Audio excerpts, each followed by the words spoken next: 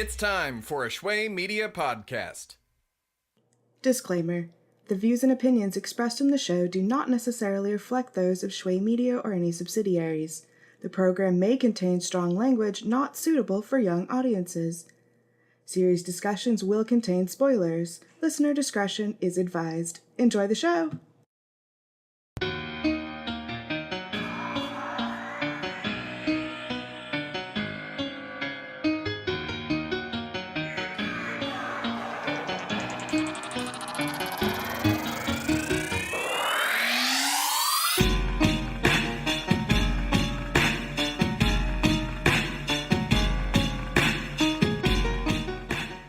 Alrighty, folks. We are finally back. Welcome to Dubterfuge. I'm Luna. I'm Matt. And it has been a week. Oh man, let me tell you. How has it been a week?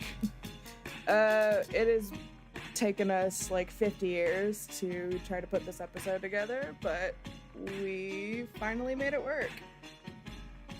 Yes, scheduling when you have more than one person involved in a project sucks.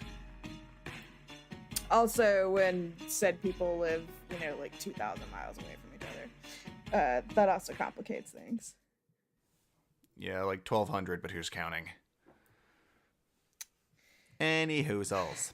Anyway, speaking of going the distance, this week we are talking about Hisone to Masotan, or Hisone and Masotan, or the Dragon Pilot, whichever name you prefer. This is an original anime series created by Studio Bones, written by the legendary Mari Okada, directed by Hiroshi Kobayashi, and Shinji Higuchi acting as the executive director.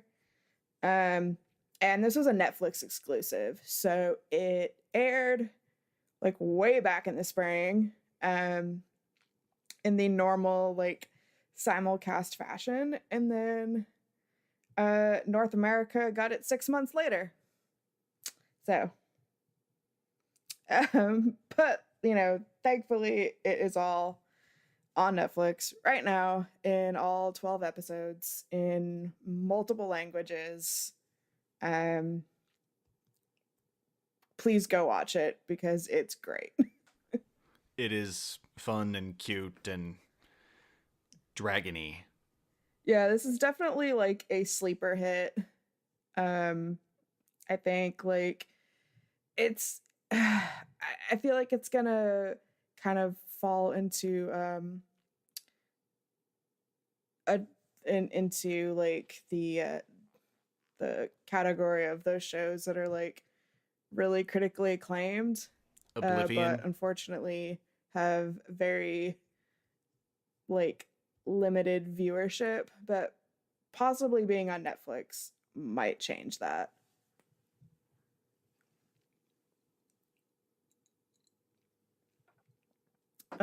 It definitely had a low viewership when it was actually airing, but probably because it was not airing legally. Yes, don't pirate. Any hoozles. So, what is this show about? Oh man. In this particular world, planes are not actually planes. Well, some planes are planes, but there are some planes that aren't planes, if that makes sense. You got your regular fighter jets and all the stuff that we know and love, and then we got dragons who dream of being jets. Basically, they are called an OTF, which is an organic transformed flyer. And in this case, instead of like, the pilots accessing, the controls from like, a separate cockpit. A cockpit. Basically, what happens is they are actually eaten by the dragons, and that's where the controls are. I am not making this up. So anyway, Yes. the show says Another name. Another name for this show can also be Dragon 4Z. or how to train your Vor Dragon. I don't know. Anyhow, Or Aragon if this were like a bit more militaristic. The possibilities are endless here. We can make a lot of dragon cracks. yeah. So the story centers around the protagonist Hisone Amakasu. She is a rookie in the JDF, or the Japanese Defense Force, where she is stationed at Gifu Air Base. And she's like kind of just fresh out of high school, so thankfully this is one of the few shows that does not take place in a high school. It's working women doing working things, and in this case they have all joined the military. She doesn't really know what she wants to do with her life, and she's kind of a scatterbrained person. She's not very organized, but she means well. She's just a little awkward. And so she decides to join the military. Hopefully, it will give her some sort of like direction and discipline. Yeah, it seems like the military would be perfect for her since she has no clue what she wants to do and is so disorganized. Like the military is basically like designed for that, like help you figure out what you're good at and get you like and get your shit together. So yeah, the military for her seems like a good fit. Along the way, she meets a variety of very interesting and eccentric characters. My personal favorite being Nao Kaizaki, who is voiced by Sarah Ann Williams, or Tomoyo Kurosawa. She's an angry cinnamon roll, and I love her. She's another cadet, and she is very temperamental, and at first is like very irritated by Hisone, and by the end of the show, I kind of wanted them to run off into the sunset together. And her tech name is Sexy Jaguar, which is awesome. Yes, great name for any fighter pilot. Really, that's what I'd want my tag name to be. And then we have El Hoshino, and she's from a joining airbase in Fukuoka called the Tsuki Airbase. She is very much like a type A personality, very I don't want to say angry, but she's just very like a very stern person. Um, she actually almost kind of okay. This is kind of like a point of contention, I think. How she sort of objectifies her dragon and sort of like refuses to let it transform back into its natural state. And at first she kind of comes off as like very like aloof and kind of mean to her fellow pilots. Very standoffish. Yeah. The Going back to the objectifying her dragon thing, it was, while yes, animal cruelty, it did sort of paint her character in a more interesting light, since that was how since she wanted to be a real fighter pilot, fly a real jet, but instead she felt like being a DPI was basically like a demotion or consolation prize. Oh no, like so I'm not saying there isn't like a reason for it. I just felt like that was really cruel. Oh yeah, totally cruel, but it was an interesting bit of development, and it was like she's just at the same time she's taking her anger out on what is essentially her giant fluffy pet. So yeah, don't use your pets. Don't take your anger out on your pets to compensate for society failing you. Yeah, that's called Is what I abuse, and that will get your yes. ass like arrested, probably by like the Humane Society. It or the if Japan has a dragon humane society. Oh, Um, okay. Okay, just pausing for a second. Speaking of Japan and dragons, how bitchin' would a crossover of Hisomaso and Miss Kobayashi be? You cannot tell me that would not be awesome. in theory, yes. Realistically, I don't see that working at all. I would just want to see. I just want to see it happen. I don't care. I don't care how south it goes. I just want to see Toru and Kana meeting all the other dragons and just having a good old dragon time. Yeah, I mean, like I said, like in theory, but these are also like two wildly different universes.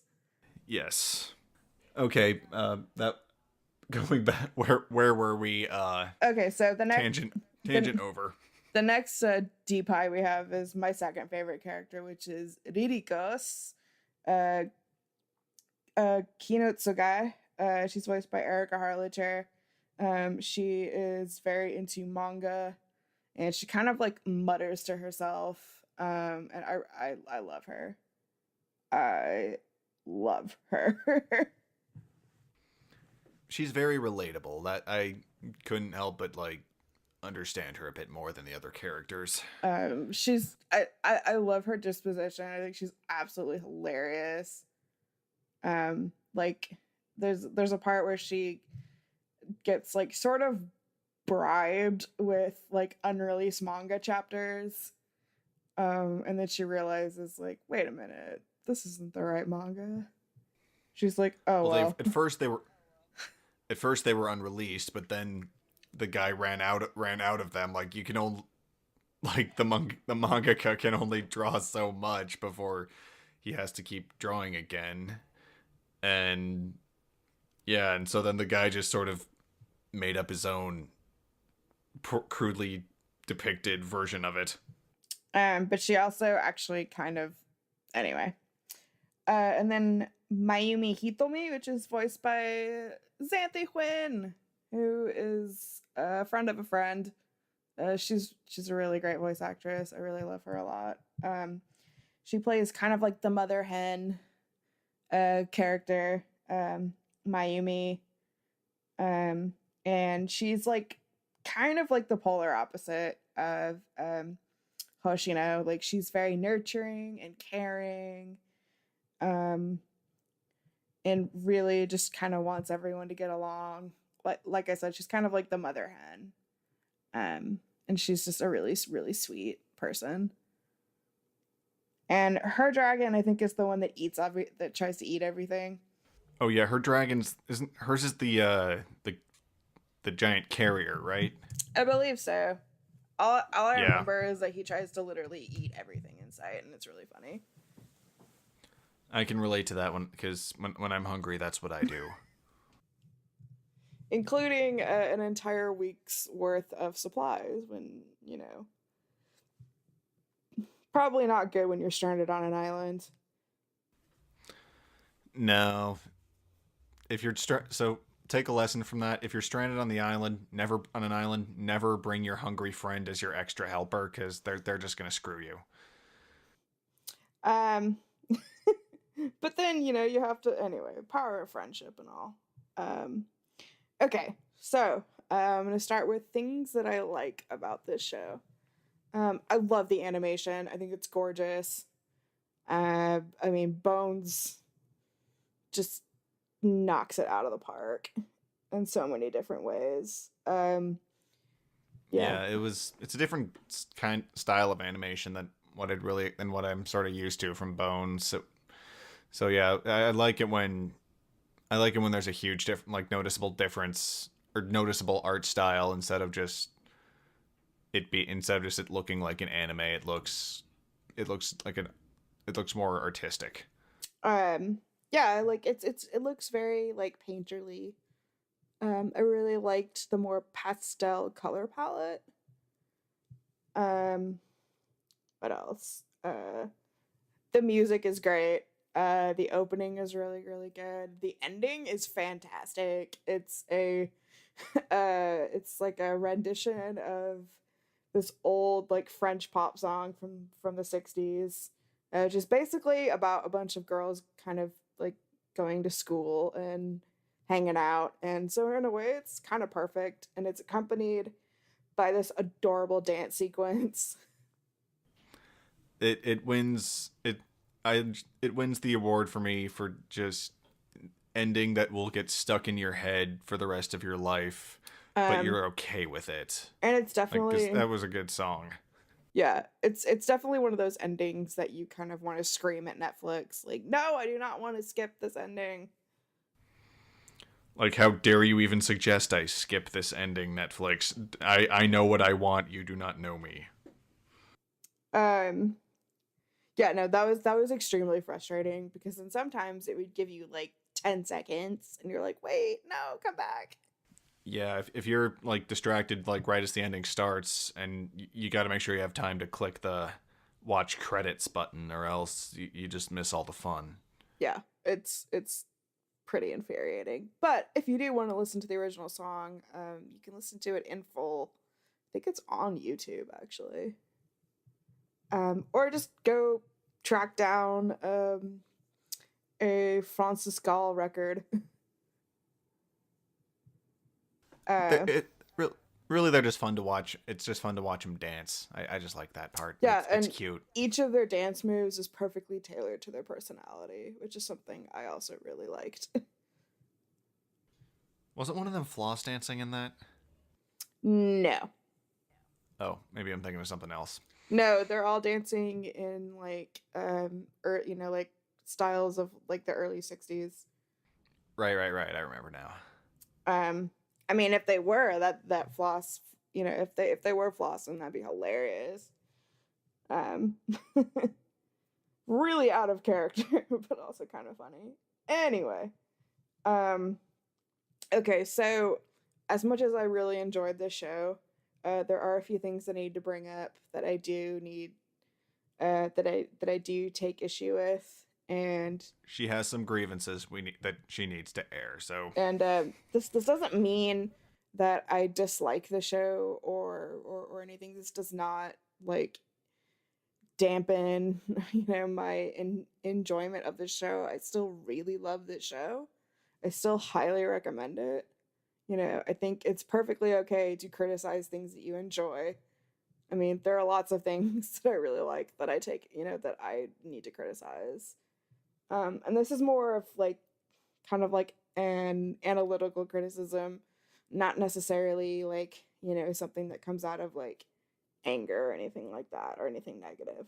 But um there are blatant depictions of sexual harassment, and not only that, it does tend to romanticize these instances of harassment, and that's not okay with me. yeah, it does a good job of drawing attention to the fact that harassment on the base in the military exists. I'm not saying that makes it okay. I'm just saying it's a good I think it's a good portrayal, but at the same time it fails at like vilifying it. It does it in a, for lack of a better term, boys will be boys kind Yeah, of yeah, very much so. style, which like don't. It's not cool, so don't. Yeah, no, very much so. And there are occasions when it's kind of played up for laughs. Like for example, one of the scientists that designs the D-pilot suits, like basically uses the excuse that he needs to take their measurements as an excuse to openly grope these individual girls, and that's hella creepy. Yeah, I call him Hansy because that's what he did. Like Yeah, he felt them up to get their measurements instead of using a tape measure like a rational, sane human being would. He Yeah. was like, okay, that's okay, grab that. Oh, that's 43, that's 62, that's ooh, 27, nice. It's like, no, dude, just use a tape measure and stop being creepy. Oh, and then the weird government guy that was hella weird and cryptic and would basically like fully knowing he would like the mental torture he was putting these girls through would then just sort of like, wax lyrical about, oh well, because love and blah blah blah. And it's like, dude, shut up. Oh, and love is another thing. Let's talk about that, Like, oh my god. where a Deepai loses all of their ability to fly and thus their value if they fall in love with someone, because apparently the dragon feels like a third wheel after that and rejects them. But Which, like, is totally a commentary on a woman, like a woman's ability to compartmentalize their personal life and work life.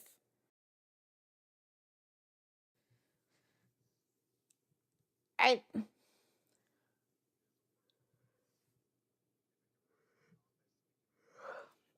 I think this is definitely something that happens within Japanese culture.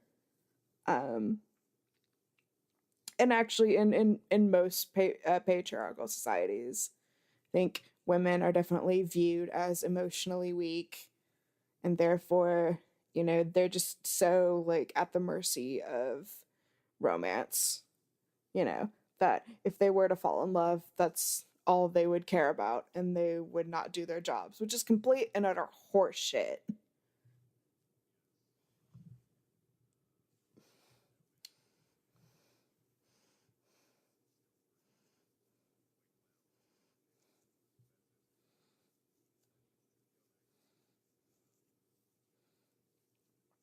Um, what else? What else? Oh, there's definitely a bury your gaze trope. It's a very like small sort of backstory with one particular character. Kind of ties into the whole love thing. Like basically like the one same-sex couple in the entire show is of course cut tragically short in typical typical in typical fashion. which couple was that again? The old woman. Oh yeah, yeah. I remember now. Yeah, the one that had the whose girlfriend was the original priestess.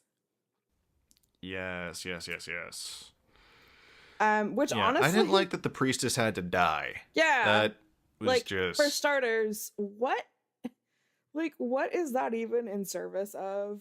Two, that honestly could have been like its own show in and of itself. yeah. I mean, Like I would have, a same-sex military I would have, romance with dragons like, sounds awesome. yeah, I would have watched I the would watch crap that. out of that. Um,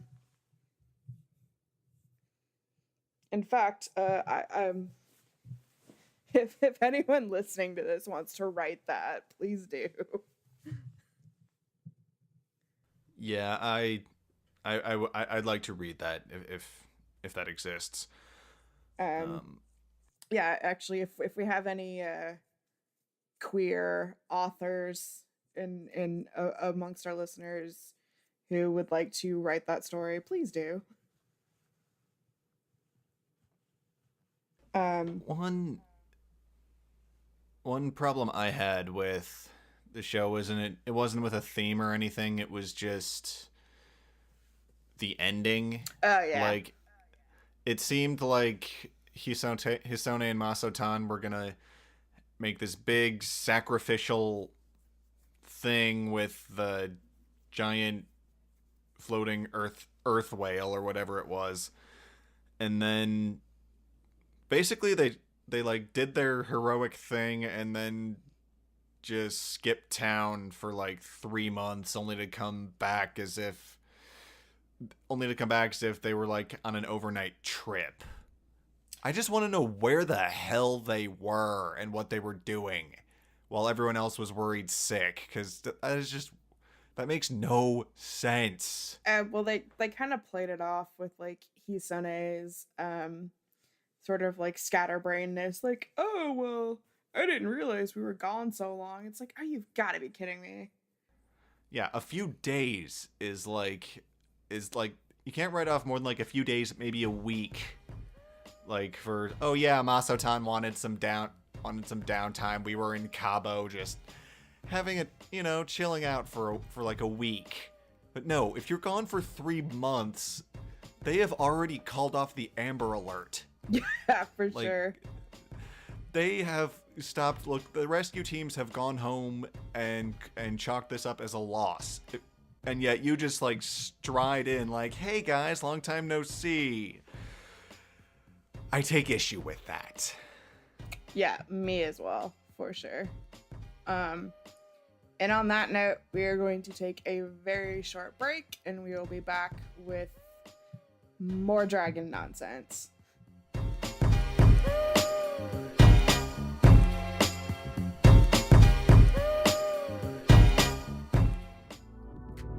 Hey everyone, Tim from Shui Media here, letting you know that we have a new show premiering in 2019 called Bands We Love to Hate. The show is hosted by singer-songwriter and host of the Schwegcast on Shui Media, Sam Schwegler, and myself.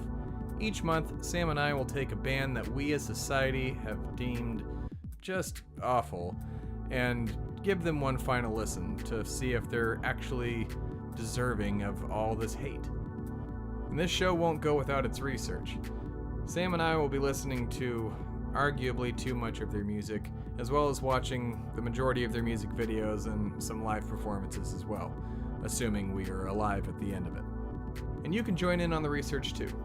Since the show is going to be premiering at the end of every month, at the beginning of the month we will be posting the band we are going to be listening to, as well as some links to the research that we will also be doing. I know, can't you just wait to listen to Smash Mouth and Creed and Sum 41? Oh boy, I can't. Oh god, what have I done?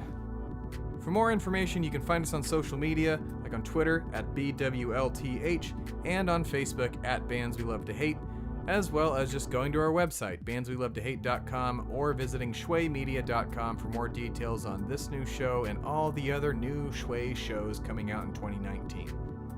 Thank you all so much for listening, and don't forget to check out Bands We Love to Hate premiering on Shui Media on January 31st, 2019. And now, back to the show.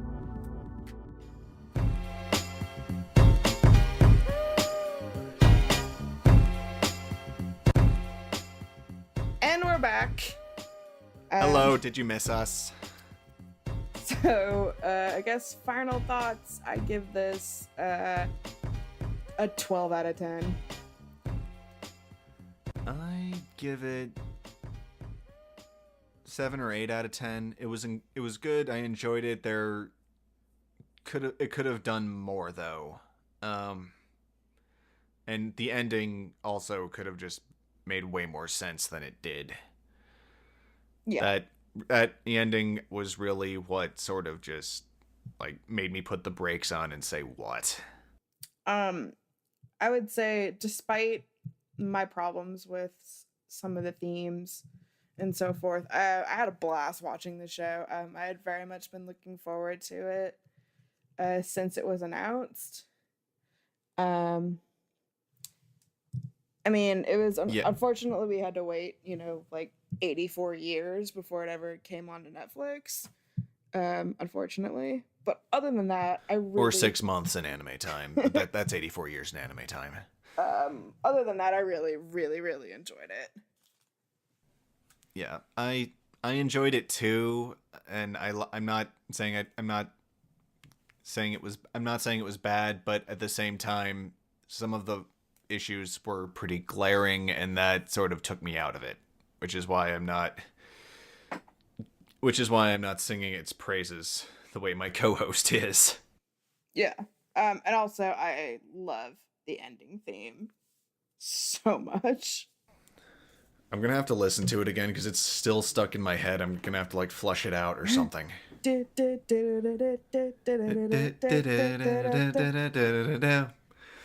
God damn it! Now it's stuck again. It's so catchy. Too catchy. All right, so I think that's so yeah, if you want to go watch the show, it's on Netflix. All 12 episodes in multiple languages. Go crazy. Yeah, I guess we'll just take the rest of this to kind of briefly talk about what we're watching and what we think for this current season. All right. You start. I think forget what you're watching, but go ahead. Let's see. I've definitely had to push some shows to the side just because I've just had no time. And I've been kind of getting behind, so I've definitely kind of had to press pause on them. I might come back to them later if I remember to. That's the thing too. Is like if I put a show on hold, it's not because I don't like it. It's just I'm having a hard time keeping up with it, and I don't want to lose interest. Anyway, but currently, SSS Gridman, which has been absolutely banging so far. Gridman's pretty awesome. It's oh my god, it's okay. First of all, the animation is absolutely gorgeous. Yes. The last episode, there's like a big twist revealed, and it's not anything unique. It's definitely been done in anime before many times, but I think it was really well executed.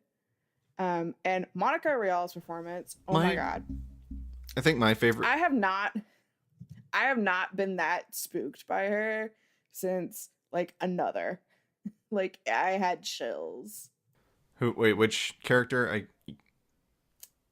The little kid.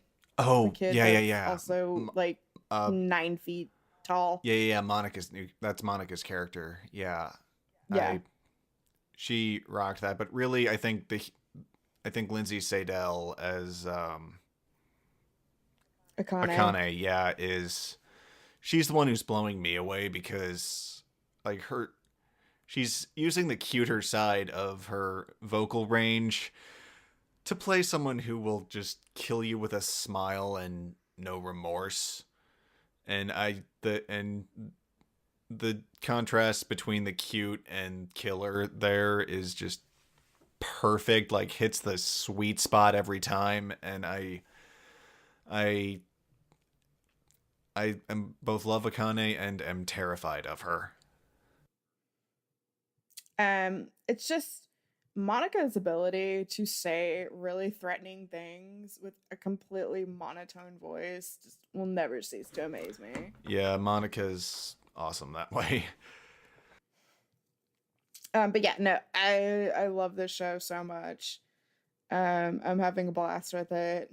It's very cinematic. I just love how thirsty people are for Rika online because it's like I get it, but then also I have some issues with it, but because it's like I kind of have to keep reminding people like she's 16 years old, y'all.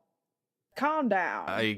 I completely agree, but at the same time at the same time I just am amazed. To quote Michael Caine, she was 16 years old.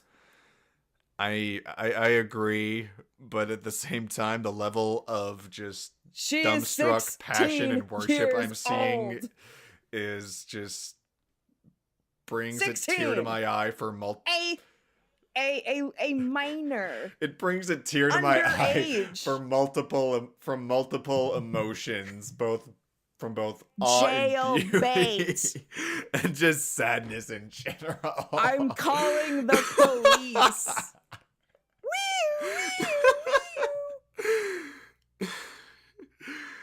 Come on, it's Gridman. It isn't Uza Maid. Like I. Oh God, yeah, no. No, I'm just teasing y'all. Also, Ian Sinclair's character is the shit. Yes. Oh my god, he cracks me up. Like in so many ways. Like when he just like when he has the like equipment on his back and he like falls over because it doesn't fit through the door frame. Oh my god. I died. He kills it in that role. It's like they wanted. Oh. It's like they wanted someone who was Speaking almost Mamoru Miyano in the sub, but not quite. And then the guy was like the most perfect, not quite ever. And then Ian just nailed it later.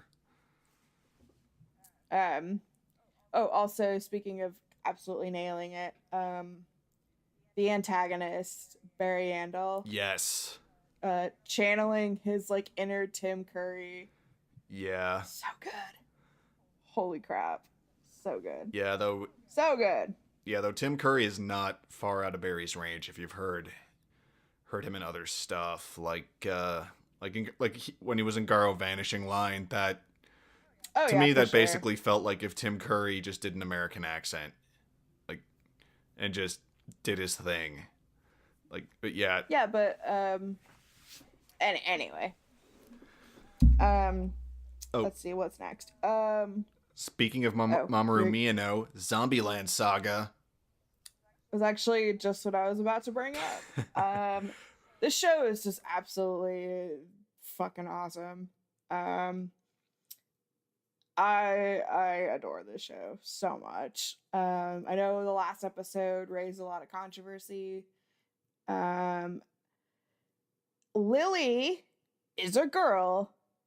Fuck you. Fight me. I thought you would be like on her side more. What's with this animosity? That's not what I'm saying, but okay. Okay. I commend Mappa for having a chibi trans. Lily would be trans, right? I just want to make sure that's right. It's right. It's why I said she is a girl. Okay. Fuck you, fight me. Okay. Got it.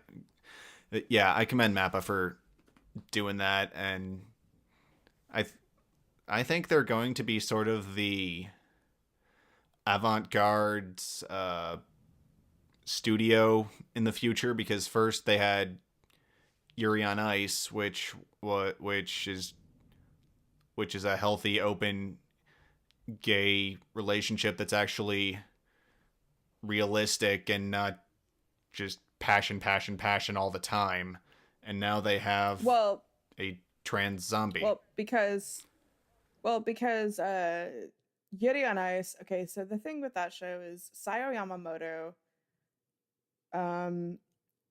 had to fight, and I mean like really fight, for a lot of what happened in that series. And I think if it weren't for her, I don't know if that series would have actually happened. Because that's how adamant she was. I mean, that the fact that what happens in episode 7, she really had to fight for that. I commend her for it, for that is a whole battle well fought, discussion. because it was really well done, and there wasn't any, and it just the relationship felt realistic in that. So I commend her on a job well done on that part. Anyway, back to Zombieland. So there have actually been like some really hilarious theories. So on like a slightly lighter note, there are some really fun theories kind of coming about that perhaps Yamada Tai may have actually been like reincarnated as a dog. Okay. That's why she is the way. So like she actually woke up. She's just acting like a dog. Like her and the dog in the show got like their did a Freaky Friday or something. Yeah, or something along those lines. Which honestly, I'm here for it. I wouldn't write that off yet. I I'd put a little stock into that. I'd believe that. Also, can I please get a plushie of Romero? Yes. Please. Yes. He is so cute. He's so cute and dead, and I love him. Yes. Also, Saki is quickly becoming like my favorite character. I love that she just puts the manager in his place and just continues to beat the crap out of him whenever he's being an asshole, and it's great, and I love it, and she's awesome. Yes, Saki and is. I think her episode is coming up next, and I'm so excited. Saki is best girl. Caitlin's playing her and absolutely owning her, and she is just a treat to watch in both sub and dub because she's tough as nails, yet has a wild side, and I love the balance there. Also, shout out to Dawn Bennett for going full zombie. Yes. As Yamada Tai. Oh, excuse me, the legendary Yamada Tai. Yeah, she is not holding back in the booth at all. You can tell. It's so fantastic. I love this show. Yeah, and I love this show so much. And I gotta also give a shout out to Rico Fajardo, who plays the manager. I know everyone loves Mamoru Miyano's performance in the sub. I do too. Well, I don't want to I'm not trying to take away from that, but Rico is just bringing his own sort of craziness to it that I'm not saying it's better, but it's a good parallel. It's close. I think he's definitely doing the best he possibly can. He's going all out, and I love it. And I love it, and I love him for it. And I know this is a really difficult role to pull off because I think, okay, clearly this particular character is written specifically for Mamoru Miyano. Yeah. In so many ways. So I think, having to fill those shoes. I know that's really challenging. I think Rico is really one thing doing I wish the best possible job. I wish I had known going in was when they started, I thought it was going to be like all different kinds of music, since first they had the metal show, then they had all the rap battles, impromptu rap battle, and then it's just like mainlining idols. I mean, I'm not saying it's bad. I'm not complaining. I just thought they were going to be a bit more of an eclectic mix. Yeah. Like maybe next episode it's going to be like symphonic metal or something, or symphonic rock or whatever. Like Trans-Siberian Orchestra kind of stuff. Something. Yeah. And the music's good though. And I look forward to it being dubbed. For sure. And if you notice a pattern, most of the dub actresses that were cast can sing. Yeah, that I expected that much going in. All of them are either sing professionally or have major experience doing so. I expected Stephanie Young to be in this from the beginning, like as soon as I knew it was an idol show. Moving on, as much as I love zombies, moving on. Finally, Isekai is good again. I love slime. I've been reading the light novels and I'm really enjoying them. Rimuru, speaking of characters I really want a plush of, I love him. I love Rimuru. I really need this plushie. Brittany Karbowski is fantastic. The show is so wholesome. Mm-hmm. For once, I haven't been this excited since Log Horizon, and I really, really, really like Log Horizon a lot. So I'm really glad that I'm enjoying the show a lot. It's so many positive messages, mm-hmm. Which is really nice, and you don't really see that a whole lot. with isekai these days, especially. So it's really nice and refreshing to have that. Yeah, and it's Yes, there are some harem-y tropes here and there, but it's I think not a harem. I think the positivity really makes up for it. Yeah, I again have to commend Brittany Karbowski. It's one of the perks of having a character with no flaps to match. Like if you remember, like a lot of the really memorable performances have been flapless recently, like Greg Ayers as Monokuma in Danganronpa, or Sonny Strait as Koro Sensei in Assassination Classroom. No flaps. Actually, no flaps. Monokuma's mouth does alternate slightly, but it's very slight. True, but at the same time, you don't have to watch. You hardly have to watch it for timing. Oh yeah, for sure. Yeah, which takes a load off the actor's shoulders and lets them really sort of stretch out. And yeah, I love how it's both inspirational and I've never had like a harem show with harem elements and it be like that uplifting and inspirational, because he could be talking about putting your best foot forward, and then in the next scene he's perving out with a beer over elf boobs, and it is just a wonderful spread of stuff. And for once the protagonist is not some stupid 15-year-old little schmeckle. True, he's late 20s, early 30s roughly, and ladies, he's single. He's also a slime, but for now.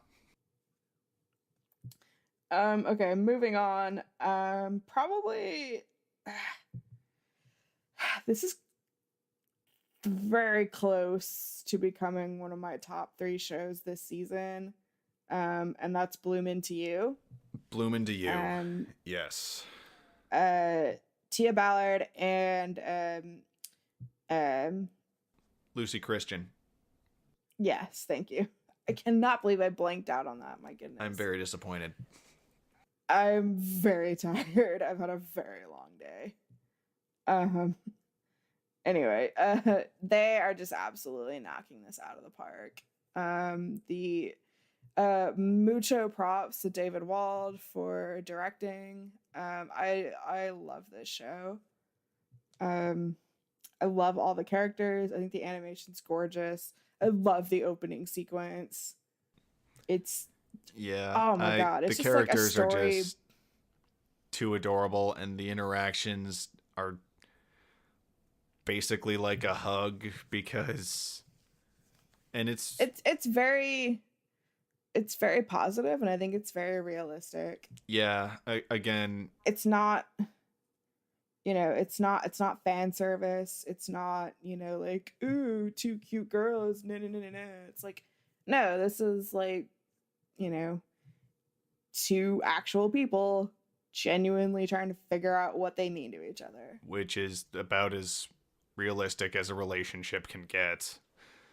And it's honestly, I love how they've kept it PG, really. Like, I'm following the dub, and I think that they've had like maybe 2 kissing scenes in 6 episodes, as opposed to other Yuri shows where it's like 6 kissing scenes per episode.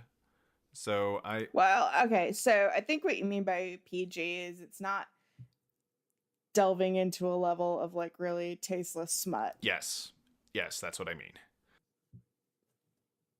Unlike a certain vitamin C laced show. Or Valkyrie Drive. I was the last Yuri I watched before this was Valkyrie Drive Mermaid some time ago. So that show is very waxy and trashy, very trashy. No, I'm not kidding. Like, every single character in that show looks like they were run over with a floor buffer. Yes, I see what you mean. They're very shiny. I see what you mean. It's hilarious. Yes.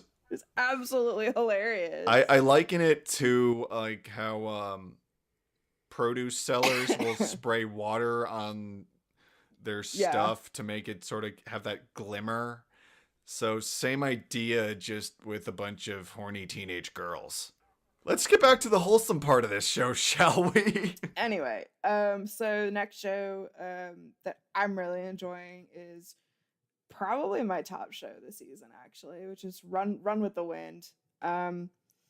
Even if you're not really into sports, this isn't really about sports. It's very much a character-driven show. It's very much about camaraderie, about kind of, again, figuring out your place in life. And for once, it does not take place in a high school. This is in college. Thank God. If you're a fan of Haikyuu, if you're a fan of, and the camaraderie that those characters shared, I think you'll very much like the show.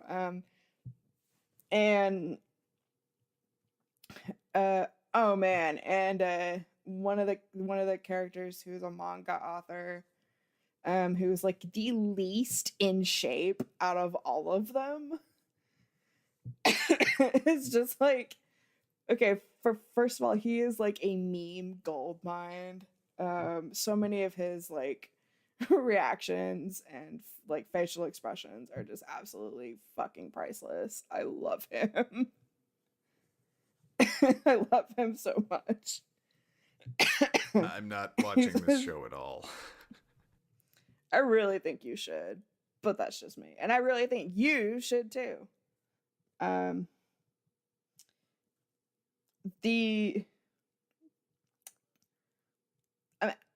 mean, like the music's great. The animation's beautiful. A really brilliant shot compositions, great character development, great character writing.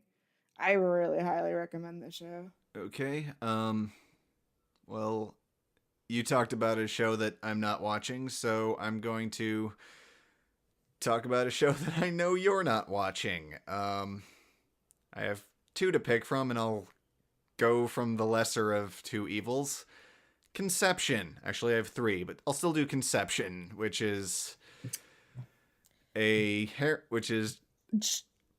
giant pile of what the fuck. It is a harem isekai that is just very proud and comfortable in its own skin. This guy gets zapped and his girlfriend get zapped into this world. That's actually not his girlfriend, that's his cousin.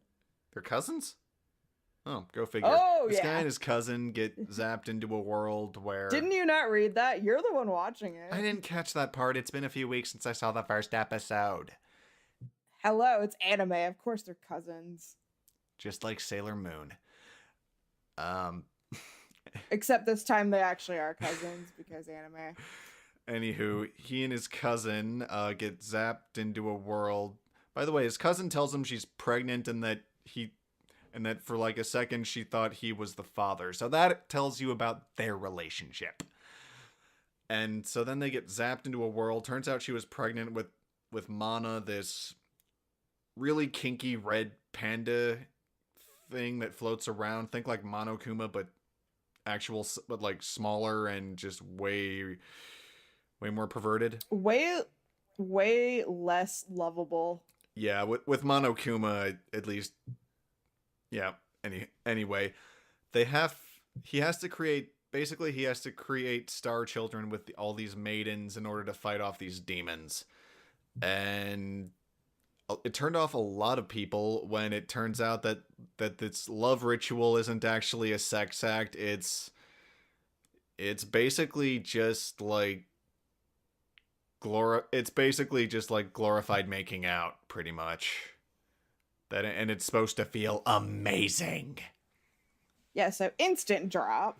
So yeah, I'm watching that. So I don't have to. Yeah, the ending is really weird. It's Mana like I'm still traumatized. in like a human body form in like one of those old Please Please don't make me relive this experience. And like, you know those Oh my god. those old like 18th 19th century toys where you like it was like a figure on a stick, and when you spun the stick the limbs would shake around and they were like joints and stuff. It basically looks like that, and he's just spirits and killed you in your sleep. Sure, let's go with that. It's basically that, and it's just him doing this weird interpretive sex dance, and that's a thing. Anywho, it's a so bad it's good kind of show. I think Jade Saxton's directing it, and it's just it's a dumpster fire, but I love it. I'm also, and speaking of a show that started as a dumpster fire, I'm going to touch on this momentarily. And still is. I'm watching Goblin Slayer. And that's all we will say about it. I will say that the aside from the abhorrent blemish at the beginning, it's a decent show. I'm not justifying or dismissing that. That's all I'm saying. Vehemently disagree. That's all I'm saying on it. Moving on. Yeah, I vehemently disagree in so many ways. That can be I will say though, I have heard from people who have read the source material and or are currently reading the source material, and that it is very different from what the anime has depicted so far. It's definitely not as intense. So if you're still interested in it, and you know, and what's been depicted in the show so far makes you like very uncomfortable, maybe consider reading the source material of the original light novel, because it's definitely not as intense from what I've been told. It's the manga. If you read the manga, though, it's more or less, that particular spot is more or less scene for scene from the manga. Slightly different camera angles, but scene for scene. Well, I will say the original source material, being light novel, yes, is very much toned down Yeah. from the anime. Yeah. I've read all about that too. On to something happier. Speaking of happy, onto something actually good. I was going to say, speaking of happy, Fairy Tail in its final season. Oh boy. I am not watching it, not because I don't like it or anything. I've read the entire manga. As have I. For Fairy Tail multiple times. I've read all of Rave Master. I've read pretty much everything Mashima has like ever written. I will get to it eventually. At some point. I'm just not really in any hurry whatsoever. I'm enjoying it immensely. The English cast is solid. Tyler Walker, who's directed it up until this season, is now doing the script, and Kyle Phillips, who engineered and assistant directed earlier in the beginning and up until the last couple seasons, is directing, and they're both doing a wonderful job. Speaking of sequels, continuing with Golden Kamuy, and I'm also reading the manga as well. It's a pretty faithful adaptation so far. I still think the animation it's improved slightly from the last season, but ever so slightly. But story-wise, it continues to be like pretty like faithful to the original source material. And I'm still really enjoying it a lot. I love all the characters. You know, I'm not sure how far we're gonna get because, like I said, the manga is still technically ongoing, so we shall see. I'm enjoying it immensely too. I'm loving Ian and Monica's chemistry in the show. It's a lot of fun, and yeah, like I think the mangaka watched Star Wars one of the Star Wars movies recently, because in the newest dub episode they basically have to cut out. Anywho, moving on. Um, Other sequels that I'm watching. Oh, really, really quick. Shout out to Brandon McInnes for playing the most what the fuck character in the entire series. Yes, the Silence of the Lambs character, the taxidermist. He puts that fucking lotion in the basket, let me tell you. In the basket and on its skin, and no hose for him. He nailed the creepy part. Yeah, for sure. I don't want to ruminate too much about sequels, because I feel like if you're a fan of that series, you're probably already watching the sequels. However, I know the return of the Raildeck series has been very highly anticipated. I'm watching that as well. I'm watching the dub. It's awesome. And I think for a minute there, I think people were a little bit nervous it wasn't going to get localized. Luckily, it did. Yeah. I was pretty sure it was going to get localized. I thought that was like one of the first couple that they lead with, since it was so anticipated. So after a bunch of the shows already got announced and then it still hadn't, that's when people started to get antsy and nervous, because even Crunchyroll at the time hadn't announced it yet, so people were wondering if it had gotten licensed at all, which was the source of the concern. Thankfully, yeah, I'm glad it did. Jerry's directing, all the cast is back. The gang's all back, boys. Yeah, for sure. I will probably get to it eventually. It's been a really long time since I've seen that series. I'll probably have to go back and like refresh my memory with the original, and then maybe I'll get back to the third season. And then not only that, I think there's a Accelerator spinoff coming out at some point. So there's 2 spinoffs. There's the third season of Railgun, which is slated for sometime next year, as well as I'm not sure when this is, but Accelerator, one of the other characters in the show, is getting his own spinoff. Yeah. So yeah, we got two more of the show, 2 more additions to the franchise coming. I very much prefer Railgun over all of it, honestly. But me too. I do too. I love how much more like story driven it is, and I honestly like Misaka better as a character in so many ways. Yeah, she's actually tough and not a pansy and has a cool power and friends. Anyway, let's see. I'm also very much enjoying Double Decker Doug and Keto. Again. Yes. That's a fun buddy cop. I would just say like it's in relation to Tiger and Bunny, and that I don't know if it's really.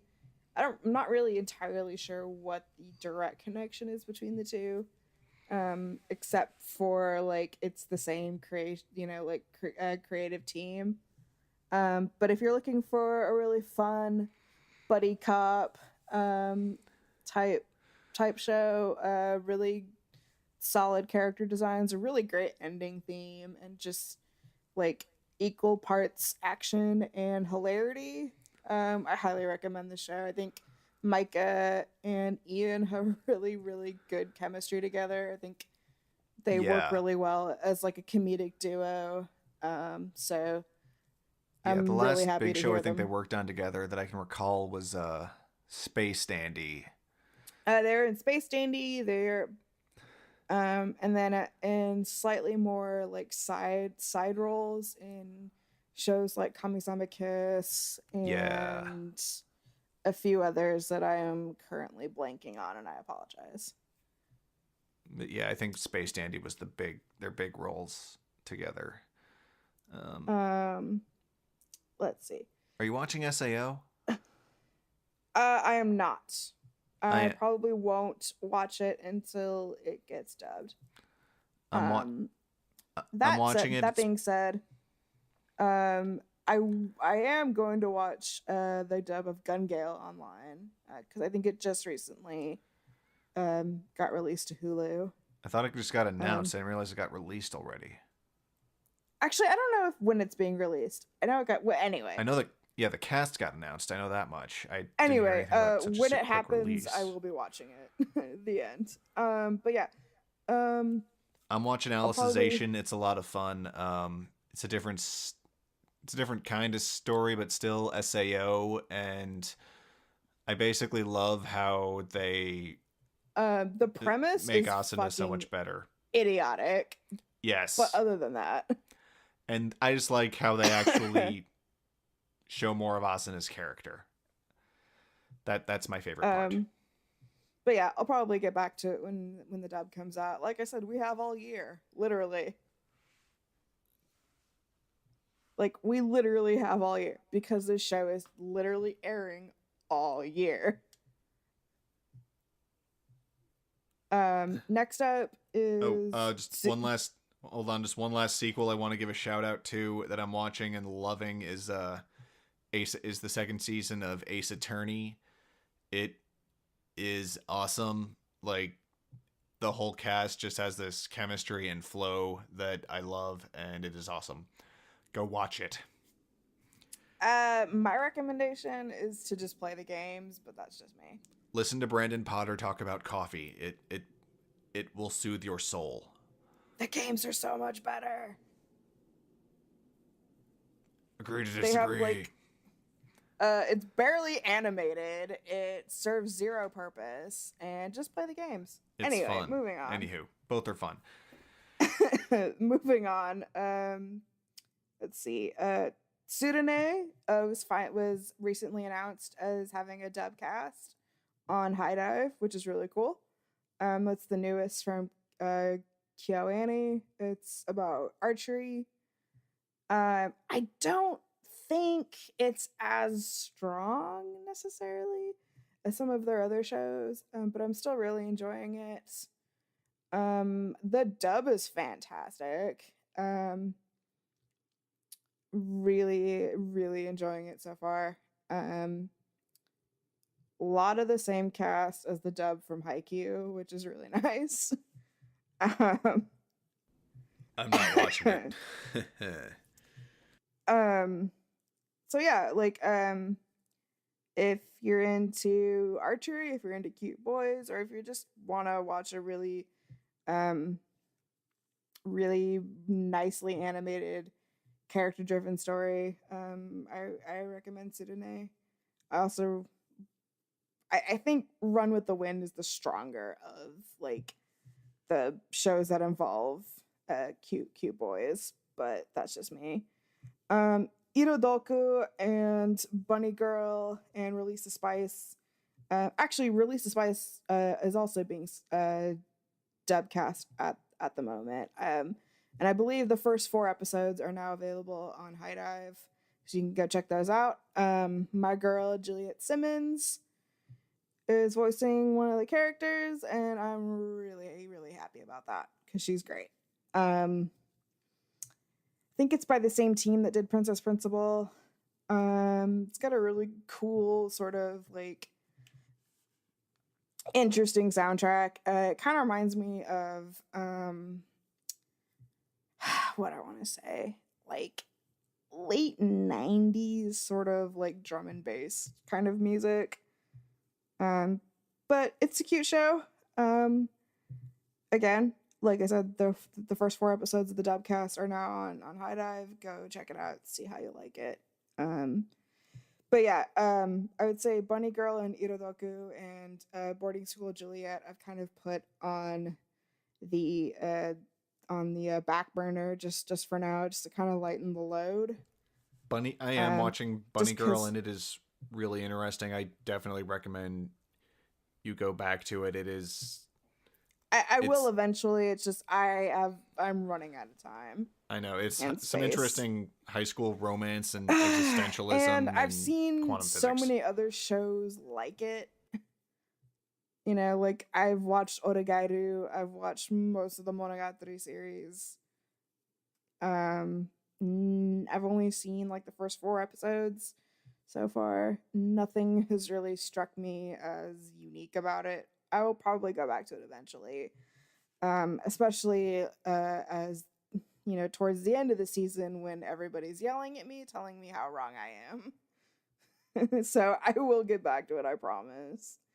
Also, if you want to take 10 minutes out of your day just to kind of giggle and have fun, please watch Bookseller Honda-san. It's hilarious. It is absolutely fucking hilarious. So because it is a Kadokawa property, there are a lot of like Easter eggs from that publishing company. And the ones that aren't are really cleverly censored. Like there's a shout out to Golden Kamui in one episode, and it literally just shows Sugimoto and his Sherpa with like bags over their heads. but the absolute genius part is that the Sugimoto paper bag has the scar pattern that Sugimoto has on his face, and it's absolutely beautiful. Oh my god, I love this show. The episodes are really short. They're like half the length, I think, of a normal episode. They're like 11 minutes, I think. Yeah, so if you just want to take like 10 or 11 minutes out of your day, maybe just watch like a couple episodes. They're very episodic, so you can just kind of jump in at any point. They're really, really amusing and really, really funny. Another short show that I'm watching, Space Battleship Tiramisu. It's just like funny. There's really like no relation to Yamato whatsoever. It's just absolute absurdity. Yeah. It's this guy who pilots a mecha and is just like OCD as all get out, and it's just the antics that he's getting into. It's funny. So when you're obsessed with cleanliness, but then in zero gravity, you can imagine the insanity that ensues. Imagine like Clean Freak Yamada-kun, except instead of soccer, it's giant robots in space. And or not the Yamada, crumbs Aoyama. And the flying crumbs of fried shrimp. And God forbid you get noodle water all over your cockpit, because that's not coming out. It's not. It isn't. Oh, one other show that I'm watching that Luna isn't is Ulysses, Jeanne d'Arc, and the Alchemist Knights, which is just a harem about Joan of Arc, cute girls. There's a lot of kissing, and it's barely passable as substantive. It's okay. I think we all are allowed at least one trash per season. I am watching so much more than one. I'll have to go on a trash diet next season. I'm really surprised because like usually every season there's at least one stupid show that I'm watching, and for some reason like I don't think I've done that since like maybe the spring. Which show was that? Devil's Line. Which was just ridiculous, but it was also really entertaining because it was just so stupid. Yeah, I'm watching. Then before that was Hakata Tonkatsu Ramens.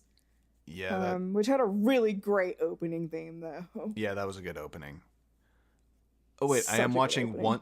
Hold on, I am watching one other trash show this season, the second season of Senran Kagura, which I honestly don't know why, because I didn't care that much for the first season. Like, I like ecchi, but I also like it when they have story to them and not just boobs. Like, give me a reason for the boobs. Don't just give me the boobs. Even if even if it's like DxD and it's because this one kid's a total pervert, at least that's a reason. Yeah. Oh, and then also speaking of dub casts, I'm currently watching the dub cast of Hitorijime no My Hero, which is actually a compilation of 2 different stories. And they kind of just sort of like incorporated both of them together. I think they did a really good job. But David Wald's also directing it. The dub cast stars Alejandro Saab, Damon Mills, Austin Tyndall, David Matranga. They all do a fantastic job. 3rd episode left me a sobbing heap. I highly recommend it. It's really good. Yeah, the other dubcast I'm watching is it's Tada-kun. technically from last season, but Tada Never Falls in Love. And I am loving that so much. Yeah. Josh Greeley and Sarah Wiedenheft are perfect, and I just want to hug them and keep them warm and have them all just be happy together. It's a really cute show. It got like so bad for me. I had to skip ahead in the sub just to make sure that everything turned out okay. Only because I told you to. Yeah, and I was getting nervous anyway. Also because mainly because I told you that Ian Sinclair plays my favorite character. Well, yeah, I already knew that. I already knew he was Charles. It was Charles because was the reason I wanted to do that, because I was thinking he better back up. And actually, yeah. I should correct myself. My second favorite character. Because my actual favorite character, which is the absolute unit star of the show, Nyanko Big. Yes, Nyanko Big is boss. I love him. So is his girlfriend. And girlfriend number Shelly! 2. Shelly! Voiced by the lovely Christina Kelly. I love that show so much. Okay, so, and then one other sequel that I'm watching, for reasons that I cannot quite even, like, justify at this point. It's just kind of like, I've just dug myself this far into the ground. Fuck it. That's Tokyo Ghoul. Yes, I know the manga is superior in so many fucking ways. But like I said, I'm already this far into this, hole. Fuck it. Yeah, just if you can't get out of the hole, just keep digging. That's my philosophy on that. Without spoiling the latest episode, I know my friend Sav had a lot of issues with it because it ruined a really pivotal scene from the manga. I do like the opening theme though, Catharsis. I think it's really pretty. I'm always a fan of. I really like that band a lot, actually. But who does the opening theme again? I believe it's not the. Hang on. It's the same singer that did the first season. However, I don't know if it's the full band or if it's just the lead singer. So I'm going to look it up really quick.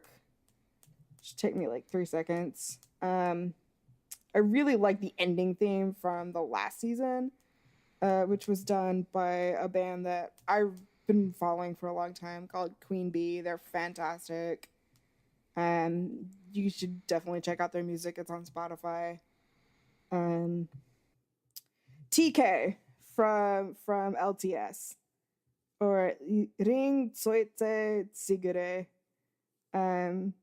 Anyway, he sang the original theme, Unravel, and now he's doing the opening, Catharsis. And then the ending theme is Rakuen no Kimi by Oysterek. And yeah, like I said, I actually prefer the other ending theme, but that's just me. I have So yeah, nothing like I against said, Tokyo Ghoul. I just sort of lost interest after I will say the manga after is gorgeous. the manga's beautiful. I just lost interest after the first season of I RE, I and re yeah, whatever. I think that's fair. I think that's perfectly fine. Um, yeah, I can totally understand that. Let's see. I think that's about it from me. Um, I'm, I'm also like kind of trying to um rewatch some old favorites, etc. Um, it's been a crazy month. One last one last show that I'm watching, and I don't know why, just because it's doing barely enough to make sense and keep my attention, is rewrited Derrida Who Leapt Through Time, or Derrida of the Future. I told you that was bad. Yeah, the characters the characters are enough to like keep my interest in it afloat, but the story is just I'm still trying to And find the story. They're running from yes. some invisible dark So group, and that's about as much as I got. And there's a time machine, and I someone might be dead but isn't. And yeah, I'm questioning my motives in that, my interest in that show a lot. The dub is fine. It's just the show itself is not good. yeah, like everything about that show is just an absolute fucking mess. The premiere when it premiered at I think Crunchyroll Expo, it was a very awkward panel. Um, Yeah, it's they just were. really it's just weird. It's like the director of Steins Gate basically fucked off to go work on this project and somehow like co-opted Yoshitoshi Abe into like working on this with him, but then also not listen to any of his ideas. They thought Crunchyroll thought that was didn't Crunchyroll tout that show was supposed to be one of the bigger shows of the season? I thought they did. I mean, they pretty much over promote all of their shows, so I don't know. True, but I like since this one was like premiered or whatever, I thought they were sort of over. I thought they were I had I a little don't more know. stock in that show than Maybe. Conception or Ulysses. I don't know, maybe. But it's pretty disappointing. Or I thought it. I mean, I tried to watch the first episode and I was incredibly bored. Yeah, again, it barely holds my attention, but I just don't know why I keep watching it.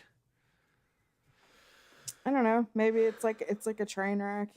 You just can't. It's like a very very dull, uneventful train wreck. Yeah, probably. And on that note, I think we're just about done here. Any other shows you want to talk about? Because I've touched on all of mine. I think I've pretty much touched on all of mine as well. I guess if I had to pick a top 3, it would be Run with the Wait. Winds. Save that for the next episode. We're doing our tops then. Remember? This is just a 3 from this season, so slow your roll. Okay. Like I mean, if I had to I pick, don't want to do if I anything had prematurely.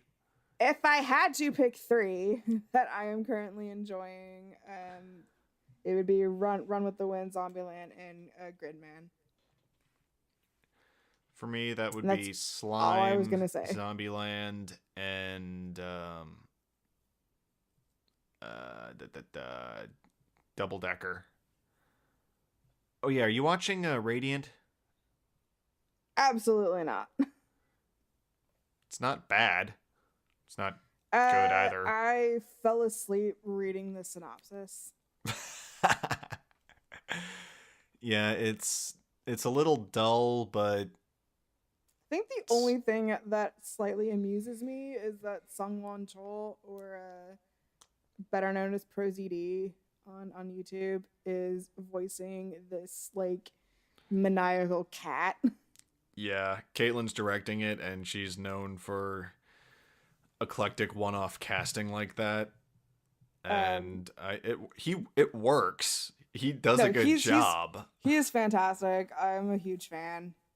His videos are absolutely hysterical. He's a really good actor. Mm-hmm. But yeah, that's pretty much it from me. Next couple episodes, we're gonna do our big end of the year thing, like the best and worst, with a couple guests. So look forward to that. And then afterward, our big end of the year send off. Yes. And maybe not a special episode here or there. I don't know. One of the shows we're covering in an upcoming episode is one of my favorites that I am beyond excited to talk about. So look forward to me just geeking out for an entire episode with like the most nitpicky in-depth analysis you will ever find. Yay. Yes. I might also be a completely just like a puddle by that point. Oh, if it's the show with the show I'm talking about, you will be. Yeah. So I may or may not function. So we'll see. We have some fun stuff in store for you folks, and boy howdy are we excited about it. Yeah, very much looking forward to the end of the year, especially with the guests that I've recruited to help us out with that. I think it's going to be a good show. It's going to be a great show. So, with that, where can the people find us? You can find me on Twitter at Matthew H. Voss, and my never used Instagram except to maybe occasionally see what's up and like a couple things, at Vomahanu. And I am at Shtera all across the social media, Twitter, Instagram, Snapchat. Except I never use Snapchat, so what am I saying? Twitter, Instagram, let's see, Twitter, Instagram, YouTube, you name it. You can also follow the show at Dubterfuge on Twitter.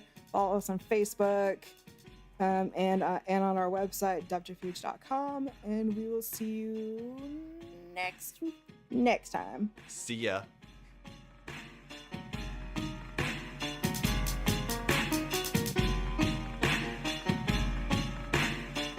And that's our show.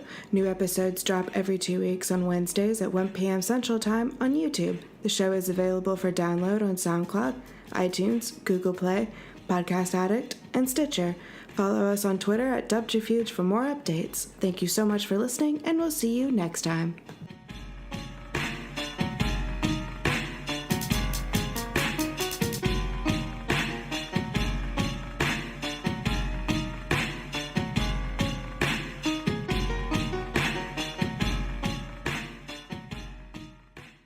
Now this is podcasting.